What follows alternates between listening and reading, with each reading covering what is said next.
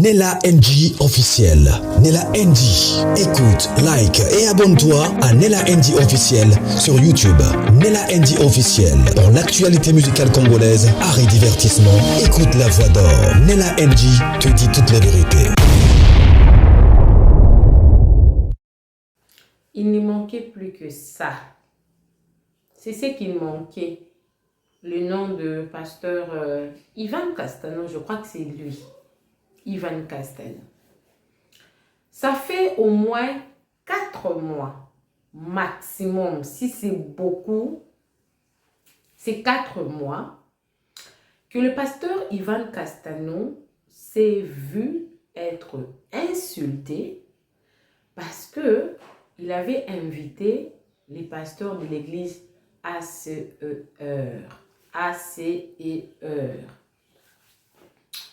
Les gens s'indignent, les gens se sentent plaints. Pourquoi? Parce que l'église ICC était bien, ne demandait pas de l'argent, bien que d'autres personnes disent que l'église ICC aussi demandait de l'argent. Mais pas de la même manière que ces pasteurs-là des ACR. Et notre pasteur, j'ai oublié son nom, qui présentait la Bible, dit non, on a besoin de 10 000 $ par chacun, des histoires comme ça. Mais ce qui avait beaucoup plus choqué les gens, c'était l'appel de ces pasteurs-là. J'ai même mis une vidéo, une dame en parlait, elle était un peu indignée et tout. Pourquoi l'église ICC a fait appel à ces pasteurs-là, les pasteurs des ACR qui demandent de l'argent? Ces pasteurs-là disent toujours que non, par exemple, 1 000 $, c'est seulement 10 personnes qui donnent 50 $. 10 000 $, c'est quoi? C'est seulement 10 personnes qui donnent 1 000 $. Des histoires comme ça. Alors, les gens étaient choqués de voir le pasteur Ivan Castano l'appeler à l'ICC. Ce qui était une première. Et ça parlait. Ça parlait en tout cas. ICC n'est plus dans le vrai. Le pasteur Ivan Castano, pourquoi il fait comme ça? Pourquoi il parle comme ça? Pourquoi patati patata? Et ça avait énervé le pasteur Ivan Castano. Il a fait les lives pour s'expliquer. Non, il avait d'abord fait le live pour s'excuser. Si ça avait choqué. Non. Il avait d'abord fait le live pour s'expliquer. Et tellement que les gens l'avaient beaucoup critiqué. En s'expliquant, il a donné 3 mois à toutes ces personnes qui étaient en train de lui critiquer. Déjà, avertissement, il avait averti. Je vous donne 3 mois. Critiquez-moi. Je pense que je vais chercher cette vidéo-là. Je ne sais pas si je vais retrouver ça. Si je ne mets pas ça, même en son, alors je n'ai pas retrouvé. Mais j'aurais retrouvé la réponse de la prophétesse Yvette.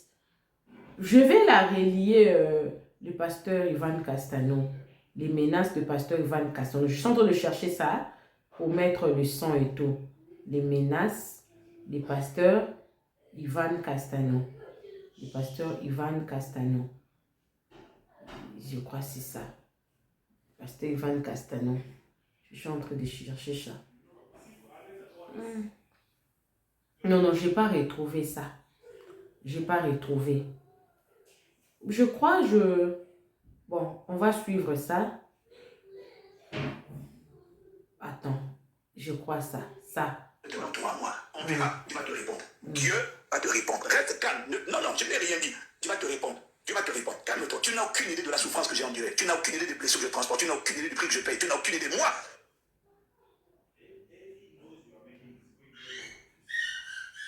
Attends.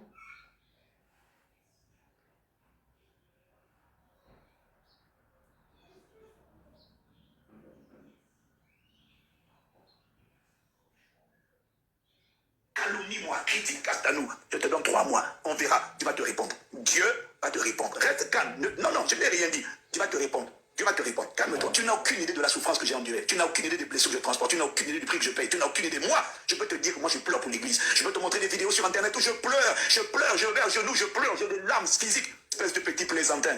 Misérable. Après cette vidéo, il y en a qui vont me critiquer. Je te donne 3 mois. Vas-y. nous, on va aller prier. La semaine prochaine, nous, on a la chambre haute. 3 jours dans la présence de Dieu. Et c'est de moi quand ces pasteurs en écrit. Voilà. Les gens, beaucoup de personnes étaient indignées. Beaucoup de personnes étaient indignées parce que pourquoi un homme de Dieu doit mettre des gens, menacer des gens comme ça? Je te donne 3 mois d'histoire comme ça parce qu'on était en train de lui reprocher pourquoi tu as appelé ces pasteurs dans son église. Voilà, c'est ça. Tu n'as aucune idée de la souffrance que j'ai endurée. C'est Tu n'as aucune vraiment idée ça. des blessures que je transporte. Tu n'as aucune idée du prix que je paye. Tu n'as aucune idée. Voilà. C'est cette vidéo-là dont vous avez écouté là. Mais c'était un long live où il était en train de parler. C'était vraiment un long live où il était en train de parler un peu et tout. Et puis, il a menacé les gens. Et après, il est revenu pour demander pardon. Il était en colère et tout. Je ne sais pas. Mais il voulait manipuler un peu les gens, mettre les gens dans la peur et tout. Peut-être il a été conseillé par d'autres pasteurs. On ne dit pas ça, on ne fait pas ça, va demander pardon. Et puis, il s'est excusé. Alors, déjà lui et le pasteur Mohamed Sanogo et le pasteur Karambiri. Lui, le pasteur Ivan et Yves Castano de Jimo, il était en conflit, les deux là étaient en conflit avec le prophète Joël Francis Tatou. À un moment donné, ils se sont réconciliés. Le pasteur Joël Francis Tatou aussi a commencé à aller prêcher à l'ICC. Et lui également est venu dans son église à Kinshasa et également c'est lui, celle qui se trouve à Paris, je crois. Donc ils se sont réconciliés. Ils ont créé une synergie, le pasteur Marcelo, le pasteur Mohamed Sanogo, le pasteur Yves et Ivan Castano, le prophète Joël Francis Tatou, le pasteur Karambiri, un bon clic là et tout comme ça. Maintenant, le jour du mariage du pasteur Marcelo, la prophétesse Yvette était en colère. Elle a remis toutes les photos de personnes que moi, je ne vous ai pas citées ici. D'autres personnes. Donc, dans la liste, ça s'est ajouté d'autres personnes qui, de part et d'autre, la prophétesse Yvette a traité également le pasteur Ivan Castano d'être complice derrière ça. Il ne manquait plus que ça. Maintenant, moi-même, j'étais restée dans mon coin. Je me suis dit, Seigneur, je peux comprendre, ce sont tes serviteurs, peut-être ils se sont un peu égarés. Ça arrive.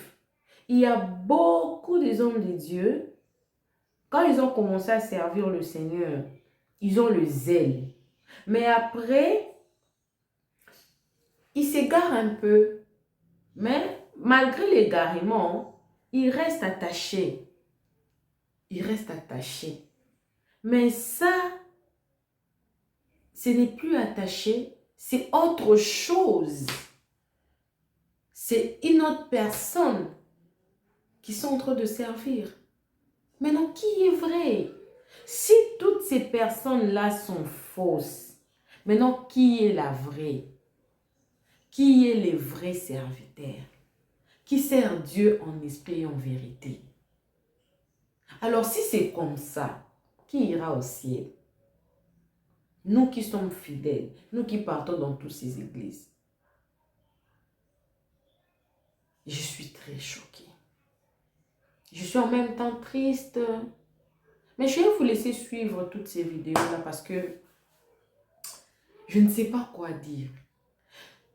Vous aurez les vidéos de la prophétesse Yvette et d'une dame là qui parlait de l'église ACR. Parce que tout a glacé sur le pasteur Ivan quand il a invité ces pasteurs-là que tout le monde traite des voleurs. Ces pasteurs-là de l'église ACR-là, que tout le monde traite des voleurs-là, qui demandent. Lui, c'est toujours l'argent dans sa bouche. Mais malgré ça, que les gens se sont complaints, il a continué à justifier ça. Et vous, mettez-moi vos avis dans le commentaire. Que pensez-vous? Que pensez-vous? Parce que si nous parlons comme ça, Et ils vont venir nous faire fermer la bouche. Ne parlez pas comme ça des hommes de Dieu. Par là, j'ai encore une autre vidéo du pasteur Marcelo que je vais vous poster après cette vidéo ici. Je vais vous poster ça. Et on va revenir. Je crois qu'aujourd'hui, je vais poster plusieurs vidéos. Parce que j'en ai plein encore. Abonnez-vous sur Nella NG officiel. Cliquez la cloche de notification. Aimez la vidéo, commentez surtout. Partagez la vidéo. Donnez-moi vos avis dans les commentaires. Suivez. Regarde la tête de tous ces faux pasteurs. Balancez-moi. Si ton père était à l'église, compassion, quitte cette église-là. S'il était à ce mariage-là, quitte. Moi, je te dis. Va rester chez toi. On va te vendre aussi demain. En ce moment, ils sont en train de fourrer le nez partout parce qu'ils veulent le sang. Le mettre en train de le presser. Et je vais foutre la pagaille. Ce que vous voulez faire derrière ce mariage, je vais foutre la pagaille. Je vais en secret pour vous. Vous allez être dévoilé. C'est que je ne parle pas de la part de Dieu. Ce Marcelo-là. J'avais dit que Marcelo, le monde va voir nous. On ne voit pas. Il y a des gens qui se sont préparés, qui ont rempli leur corps, qui se sont chargés. Ouais. Ils sont allés prendre Marcelo, ils ont serré comme ça. Ils ont tout communiqué. D'autres ont retiré. D'autres ont déposé les fardeaux. D'autres ont déposé une souffrance qui commence, qui ne va même pas s'arrêter. D'autres ont déposé la transpiration. Je voyais, on le serrait comme ça. Je suis là, je dis, hé, quelqu'un peut suivre ça là. Ils ne sont pas venus au deuil. Mais ils sont venus déposer les choses encore pour augmenter sa peine. Ils ne sont pas venus au deuil. Ils sont venus, ils font quoi? Augmenter sa peine. Augmenter sa douleur jusqu'à... Quand je parle, mon cœur peut se déchirer. Ça brûle dedans comme ça. Ça brûle. Et la manière que ça brûle là, c'est le degré de la souffrance qu'on lui a communiqué hier. J'ai regardé, j'ai dit, papa, oh, ça là, on fait comment? Ça là, on fait quoi? Après cela,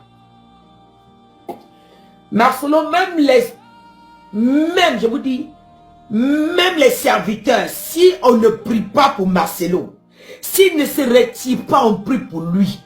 Même les serviteurs qui étaient au service de Marcelo, qui étaient vrais, c'est eux qui deviendront un canal de scandale.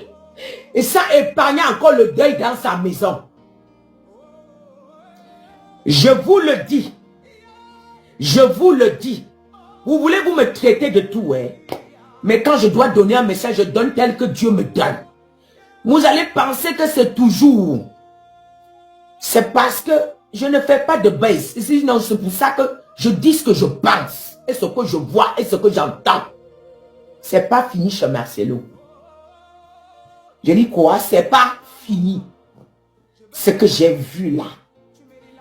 Après le deuil, ça va tourner même une semaine. Vous regardez Marcelo, vous n'allez plus le reconnaître. Il va devenir bizarre aux yeux. Ils l'ont touché. Ils l'ont touché. Tous ces sorciers se sont regroupés là-bas. Soi-disant, on s'en va pour les condoléances. Mariage, le but pour lequel vous voulez atteindre avec le mariage là, vous n'allez pas atteindre. Je déjoue votre plan. C'est pour vite sacrifier les innocents, les faibles à l'église de compassion. Oui. Dieu m'a soulevé pour venir parler de ça aujourd'hui. Ça veut dire qu'il voulait que je contrecarre certaines choses. Tout ça là, vous appelez pasteur. C'est le style des pasteurs. Quelqu'un qui est rempli, juste un peu d'esprit comme ça, un peu. Je dis, juste un tout petit peu. Ne peut jamais faire ce que cet homme a fait. Même mon dent, ne fera pas ce que cet homme a fait. Mais ne le voyez pas lui. C'est la clique des faux pasteurs. C'est ce qu'ils ont mis dans son cœur qui le pousse à réagir comme ça. Il est maintenant un marionnette. Je dis que c'est un marionnette. On lui dit, ce sont des pasteurs là derrière que vous avez vu qui sont venus célébrer là, qui sont en train de le pousser à réagir comme ça. Puisque dans le monde de la sorcellerie, il n'a pas encore de grade. Il est faible. Il n'a aucun pouvoir. Donc, il exécute ce qu'on lui dit. Il exécute ce qu'on l'impose. Il exécute. Voilà les gens qui vont venir prier pour vous. Voilà les gens qui vont venir déclarer dans vos vies. Et puis vous dites Amen, papa, daddy, daddy. Écoutez-moi. Calomnie-moi, critique Castanou. Je te donne 3 mois. On verra. Dieu va te répondre. Tu donnes 3 mois à qui? Vous venez intimider les gens. Vous n'avez même pas l'autorité. Et c'est vous qui intimidez les gens. Chaque fois que j'arrive dans ton royaume, pourquoi tu fuis? Toi, tu as dit que les gens qui parlent de toi, tu les donnes 3 mois. Regardez-moi ça. Les gens critiquent l'église parce que vous faites trop de bêtises. À l'époque, il n'y avait pas autant de critiques dans les églises. Les gens critiquent aujourd'hui les églises parce que vous avez fait de l'église votre commerce. Et si vous-même faites de beaux commerces et que même derrière ça, les gens sont délivrés, au moins c'est bien. Vous avez organisé, c'est l'endroit, en fait, c'est le syndrome de la captivité. C'est le temple de la captivité.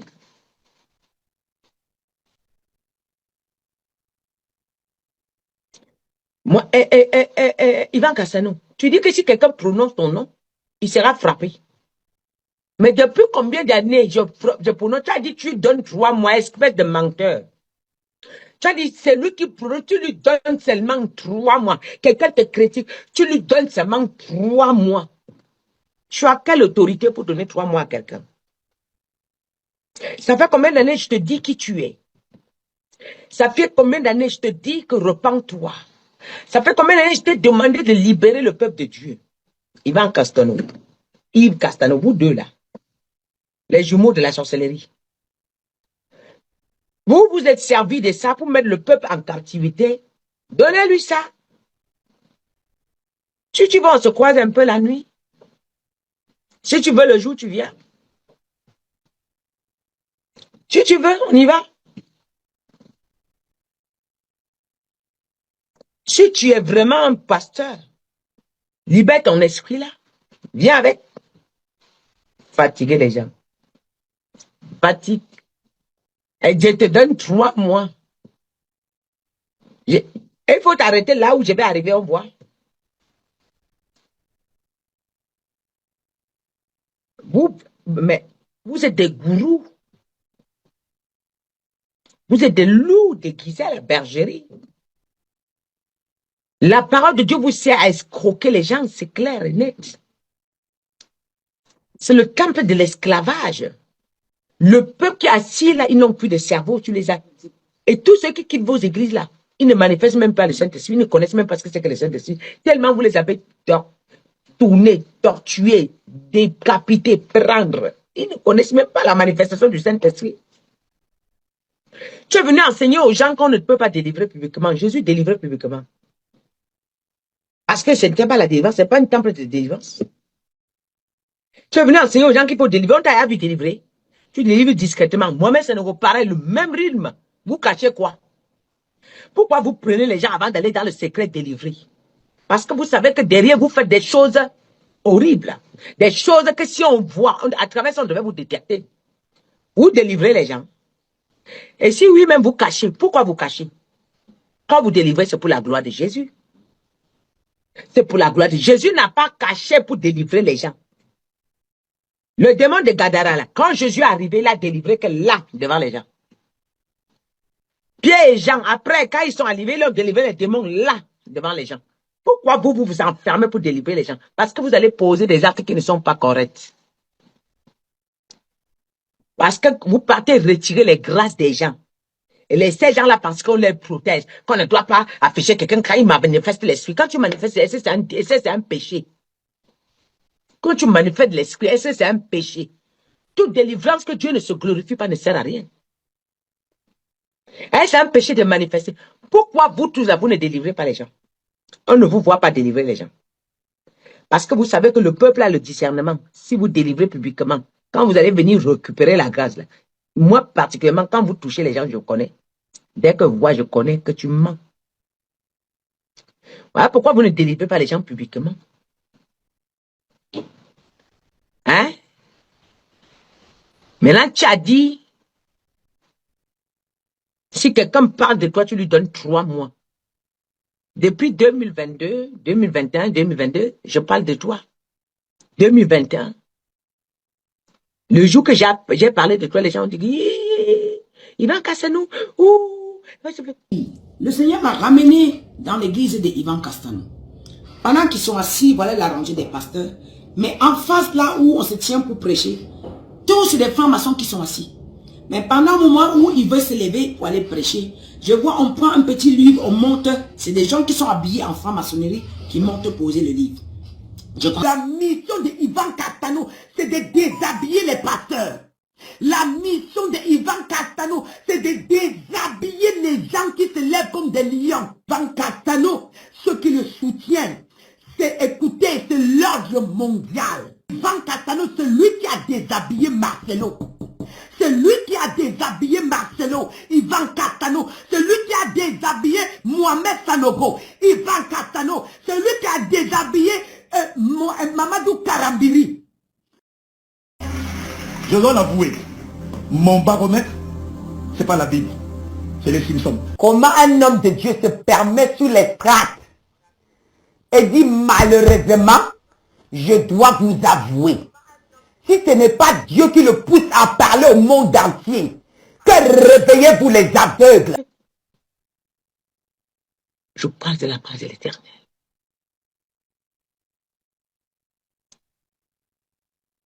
Depuis que tu as donné 3 mois aux gens, les gens ne font que parler. Tout ce que tu as mis comme code dans cette vidéo est nul et sans effet. Je décode. Parce que je fais comme ça, les fragiles. Quand ils parlent, vous entrez en eux, vous opérez. Parce que vous envoûtez les gens par vos voix.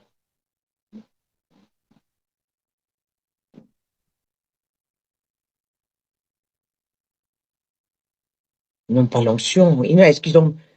Attends, on ne peut même pas parler de l'onction, ils n'ont pas le Saint-Esprit. Il faut d'abord avoir la présence de Dieu pour chercher l'onction. On commence d'abord par habiter par l'Esprit de Dieu, afin de chercher maintenant l'onction. Quelqu'un qui n'a pas l'Esprit de Dieu va faire comment pour avoir l'onction? Donc tout ça va ensemble. On commence d'abord par avoir la présence de Dieu en toi, la présence de Dieu dans ton église, afin de chercher maintenant l'onction. Moi, pourquoi il y a des gens que je regarde, ils ne sont pas faux, mais ils n'ont pas la gloire de Dieu parce qu'ils ont l'Esprit de Dieu, mais ils n'ont pas l'onction. Tout ça va ensemble. On ne peut pas avoir le Saint-Esprit. On peut avoir le Saint-Esprit en soi, mais on n'a pas l'onction. On est sec, on est un peu vide. C'est différent. Mais eux là, c'est des gens qui mettent les gens en captivité. C'est autre chose. Les Ivan Castanou sont des gens qui mettent des gens en captivité à travers les voix.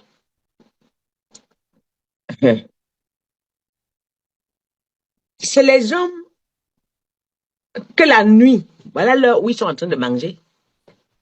Là, ils sont en train de partager les viandes. Vous savez pas.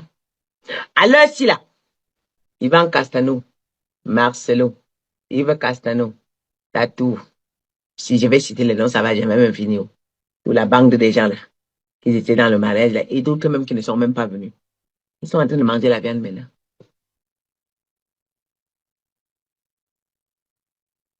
Oui. Le démon, là, qui nourrit Beyoncé, là, c'est les mêmes démons qui servent.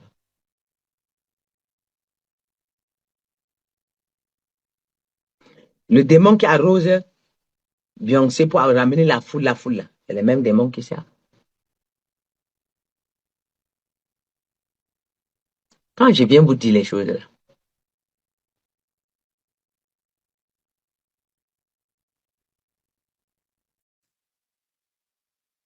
Ivan Castanou, il se cache dans quoi? Il est en train de racoler les morts partout pour échapper à ce qui veut l'arriver. Mais Dieu m'a dit de vous dire, il y a déjà un stop et personne ne peut appuyer play. Il y a déjà un stop et personne ne peut appuyer play. Et personne n'est pas né. Sa tête lisse là, que vous voyez là, c'est le syndrome. Là où tous les secrets se passent. Regarde, regarde, le grand monstre. Là, moi, le grand monstre, c'est le grand monstre, monsieur. Voici le grand monstre que vous me voyez. Cherchez. Dernièrement, il y a un son que j'ai sorti. La nuit, le son a opéré chez lui. Il a commencé à opérer. Et le Seigneur a dit, ma servante, va sortir dans sa maison, mes enfants innocents. Laisse, parce que dans leurs églises là,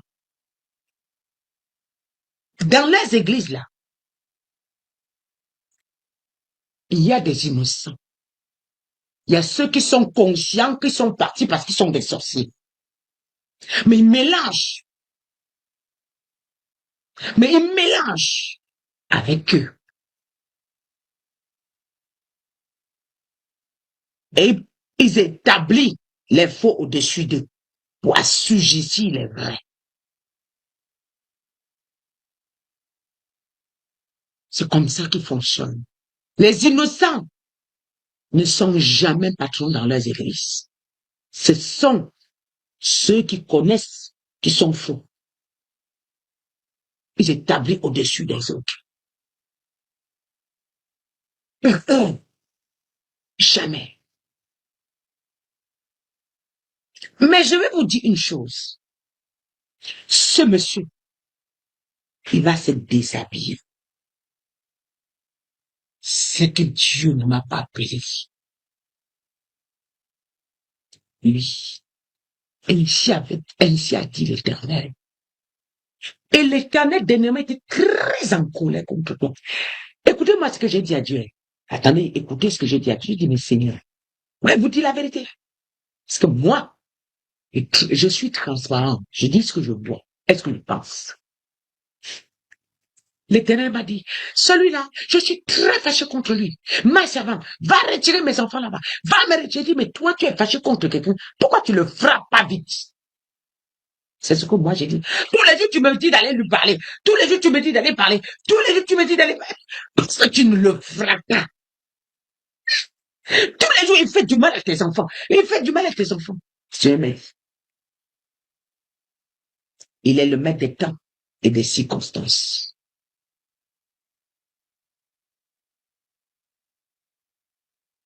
Il est maître des temps et des circonstances. Dis-moi, toi qui as la Bible là, explique-moi pourquoi tu ne forniques pas, tu ne mens pas, tu ne trompes pas, tu es amour, tu es intelligent. Pourquoi tu n'es pas béni? Pourquoi tu as tout perdu et tu continues à aller dans une telle église? Pas l'invité que vous avez invité. Imagine-toi ce que ça fait quand vous êtes père, parent. Imagine-toi ce que ça fait. Sur le plan naturel, tu te sentirais comment? Tu ne sais pas c'est quoi être parent, toi. Imagine-toi. Moi, je suis présent. Mon frère Yves est présent. Mon frère Christian, mon frère Alain, ma soeur, mes deux sœurs sont présents. Et qu'un de nos enfants dise, moi, je ne viens pas parce que je n'aime pas celui que vous avez invité. Un, c'est un mépris envoyé à la personne qui a été invitée. Et puis deux, c'est une honte. C'est une gêne pour les parents. Parce que les parents, parce que ça révèle l'éducation de vos enfants. Ça révèle la maturité de vos enfants, l'éducation. On va dire, ah, donc vos enfants sont comme ça. Ah, donc quand ils n'aiment pas un invité que vous avez invité à la maison, ils se cassent, ils ne viennent pas là. Mais toute la famille est là, et tu en as qui disent, moi je ne viens pas. Alors, tu ne peux pas empêcher un parent de se sentir embarrassé, d'être gêné. Parce que, moi, je ne sais pas où tu as grandi, hein, mais nous, tu vois, dans la famille, on a appris quand même le respect, les règles de bienséance. On a été éduqués, la discipline. Quand on reçoit quelqu'un, les enfants, on reçoit quelqu'un, on se tient bien.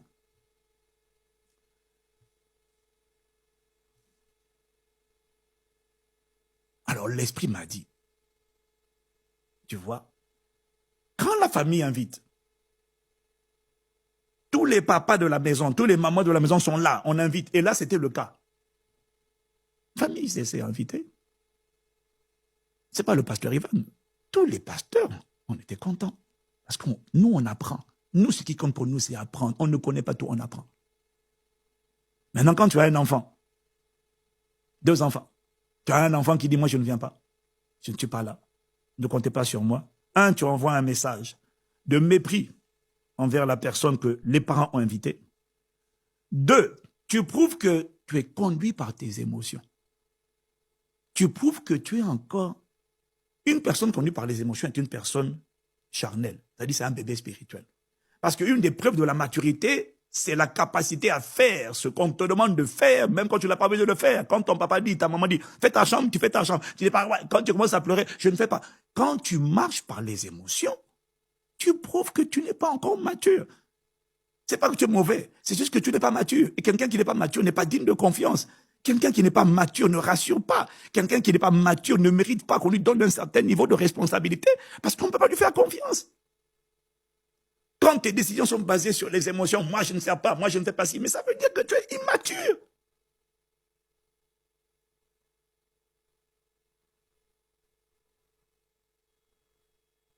Alors c'est pas grave d'être encore immature. C'est pas grave d'être encore bébé spirituel. Mais ce qui est grave, c'est d'être immature et de croire que tu es mature. C'est d'être un bébé spirituel et de croire que tu es un homme spirituel alors que tu es un bébé. Ça, c'est terrible. Ça, c'est de l'arrogance, c'est de la séduction. Ça, c'est terrible. La troisième chose que tu prouves, quand tu dis, moi, je ne suis pas là, qu'on ne compte pas sur moi, je ne sers plus. Pardonnez-moi de dire, hein.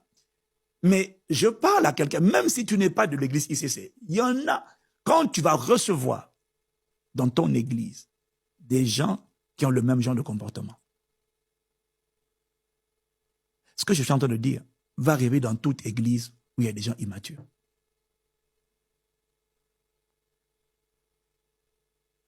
Un, tu envoies un message de mépris pour l'inviter, que tes parents respectent. Toi, tu le méprises. 2, tu annonces, tu révèles que tu es immature. Que toi, tu agis en fonction des émotions. Oh, je suis choqué. Mais les autres sont là. Ah non, non, moi, je ne reste pas là. 3, tu envoies un message. Tu méprises la sagesse de tes parents. Tu méprises la sagesse de Papa Yves, Papa Ivan, Papa Christian. Là, c'est ma famille biologique. Hein? Papa Alain. Tu méprises la sagesse Pasteur Yves, Pasteur Ivan, Pasteur Yann, Pasteur Christian, Pasteur Maman Maud, Mère Abi. Tu méprises la sagesse de nous tous. Nous, on accueille quelqu'un avec hospitalité. Et toi, tu méprises notre sagesse. Donc, toi, tu te supposes, tu te crois plus sage que plus de 200 pasteurs des églises ICC. On est plus de 200. Toi, tu as plus de sagesse que 200 pasteurs.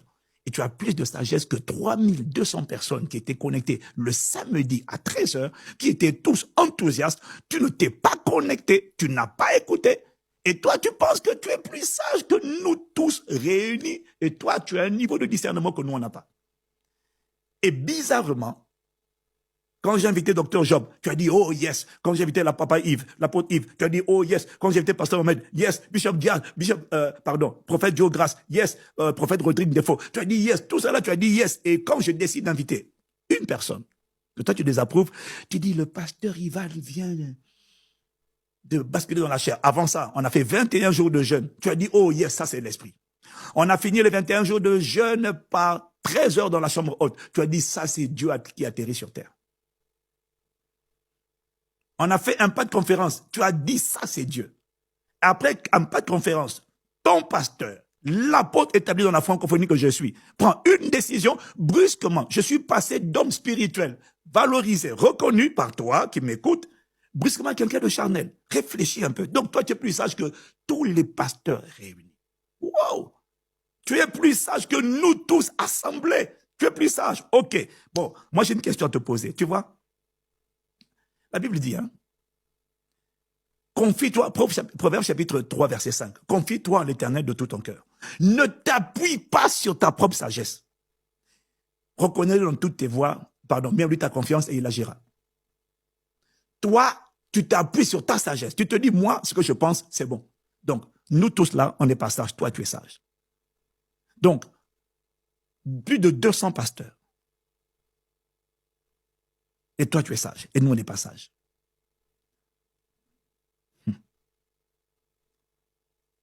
Maintenant, tu vois, dans Matthieu chapitre 11, verset 19, plusieurs m'ont demandé mon avis concernant la vidéo qui est sortie avec les excuses de cette église. Je ne suis pas le porte-parole de toutes les victimes, même si j'ai beaucoup de victimes qui me disent « Grâce parle, grâce d'ici, grâce dit ça ». Ok.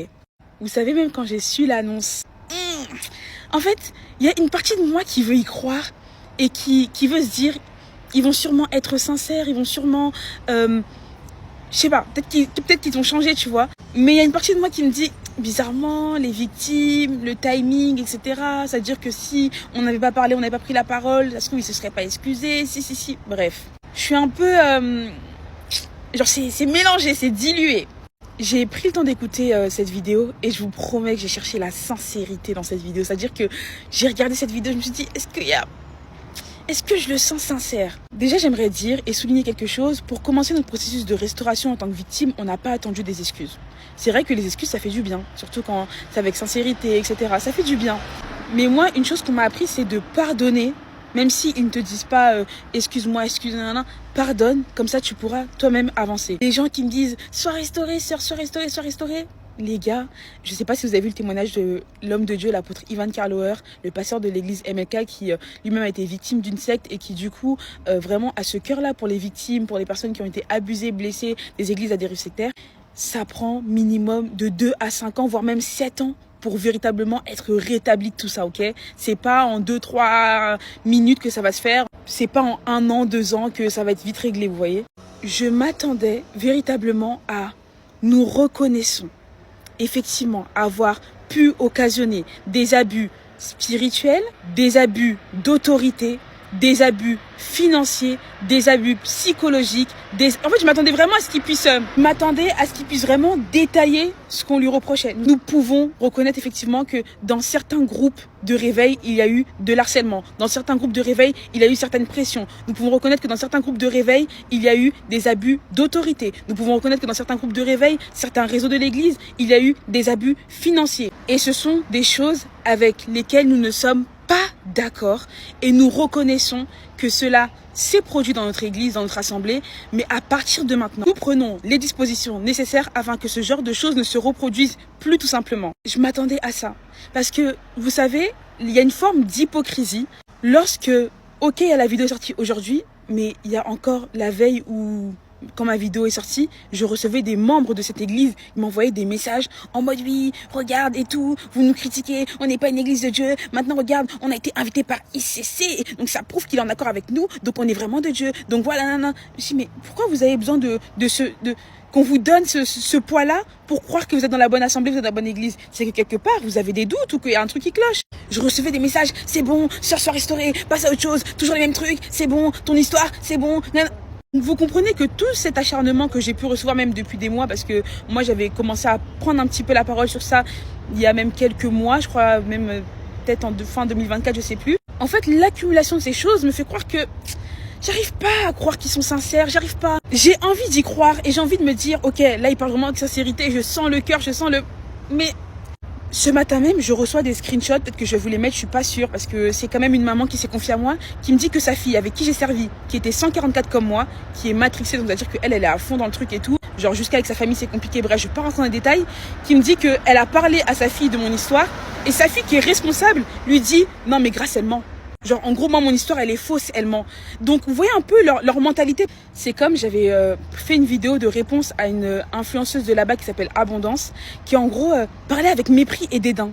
Regardez, vous nous critiquez, vous nous trucs. Pour monter dans mon compte, je crois qu'il y a une rubrique témoignage, vous allez voir que j'avais parlé à cette Abondance-là et je lui avais dit, mais sœur en Christ, est-ce que tu crois vraiment que tu as le cœur de Dieu en faisant ça?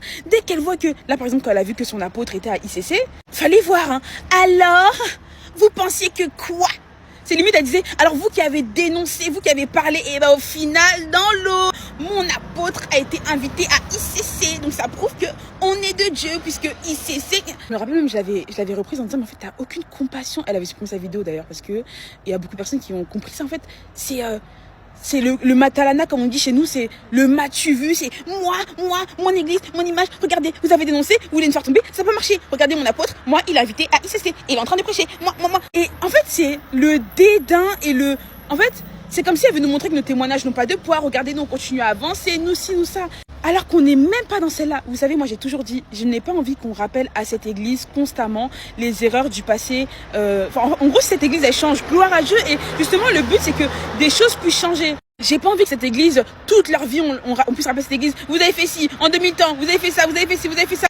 Si on part du principe qu'on est chrétien et qu'on est en Christ, forcément, si l'église décide de changer et si elle prend vraiment des décisions radicales pour changer, si vraiment le cœur y est et qu'ils ne font pas ça par stratégie de com ou par dédain, par mépris des victimes, bah en vrai, ok, gloire à Dieu, genre je serais même pas dérangée, genre, what?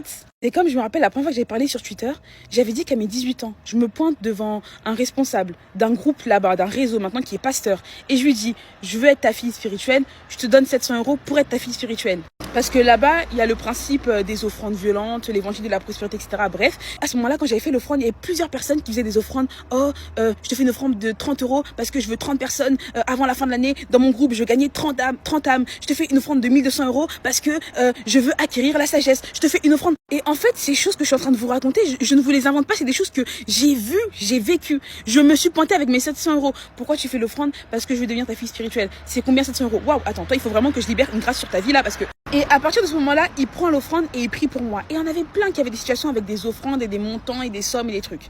Et vous savez, lorsque j'ai parlé et j'ai raconté mon histoire par rapport à l'offrande que j'avais fait, ils sont venus m'harceler dans les commentaires et me dire, mais est-ce qu'on t'a mis le couteau sous la gorge pour donner 700 € à l'homme de Dieu? L'homme de Dieu que je considère comme une référence, comme un modèle. Pas dire, ma fille, donner 700 €, c'est de la folie. C'est pas biblique là ce que t'es en train de faire. Je te stoppe. Moi, je prends pas ton argent. 700 € pour devenir ma fille spirituelle. Mais ma fille spirituelle, parce qu'il y en a qui croient au principe de la paternité spirituelle, tu l'es comme ça. Il n'y a pas besoin que tu me donnes 700 €. Il ne m'a pas arrêté. De la même manière qu'il n'a pas arrêté les autres, qui faisaient des offrandes de temps, tellement temps pour avoir un GR qui est plus grand, avoir un ci, avoir un ça.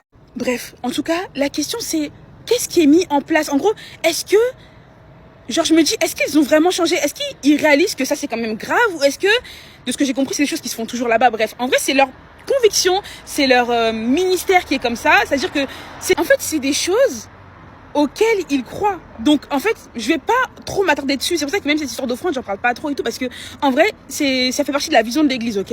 Les gars, j'ai assisté à des réunions où on était avec les responsables. Donc avant qu'on puisse commencer la réunion de prière, regardez, il y a telle personne qui m'a acheté une tablette, voilà, c'est un iPad.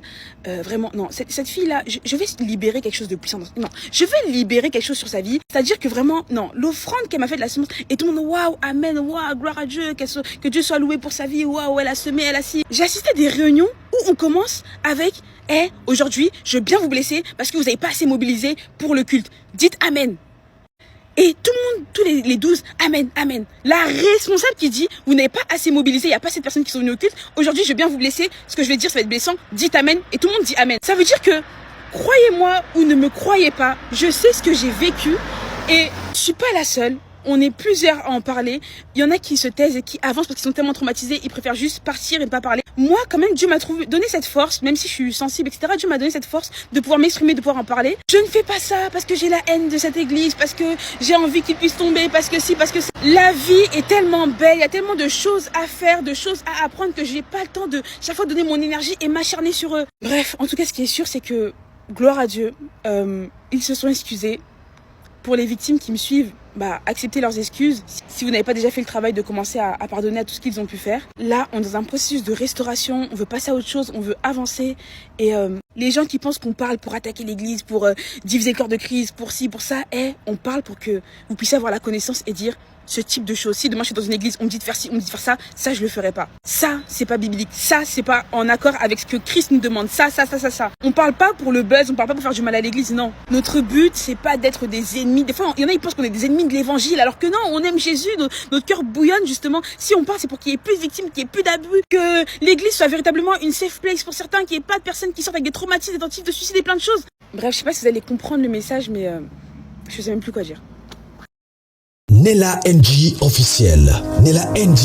Écoute, like et abonne-toi à Nella NG officiel sur YouTube. Nella NG officiel. Pour l'actualité musicale congolaise, art et divertissement, écoute la voix d'or. Nella NG te dit toutes les vérités.